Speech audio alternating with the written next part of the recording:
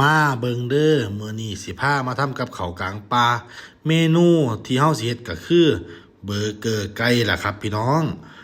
ก่อนอื่นเฮาก็ตีเครื่องครัวให้เข้ากันก่อนเสร็จแล้วก็นำไก่เนี่ยมาหมักให้เข้ากับเครื่องครัวแล้วก็ไปหาเหลาไม้ไว้ถ้าเสียบย่าง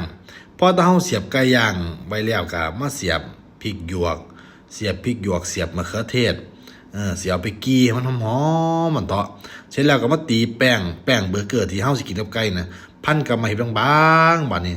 ราดด้วยไข่เหลืองมันสิท่าดีๆโห้อยด้วยงาดำ เสร็จแล้วเขาก็เอาไปลงไฟแล้วพี่น้องเอ้ยบัดนพลิกไปพลิกมาสำรวจเบิ่งว่าไก่แหมไปสุกไปพริกหยวกสุกไปนอแล้วเขาก็มาซอยหอมแดงกับผักชีกินราดด้วยเกลือบีบด้วยมะนาวเทด้วยพริกไทยดำส่งเข้ากันก็ว่าสิกินกับไก่เบอร์เกอร์ล่ะพี่น้องเอาพอได้ไก่เบอร์เกอร์สุกแล้วเขาก็มาเทไว้ถาดล่ะพี่น้องเทไว้แล้วจัดเตรียมจานดีๆ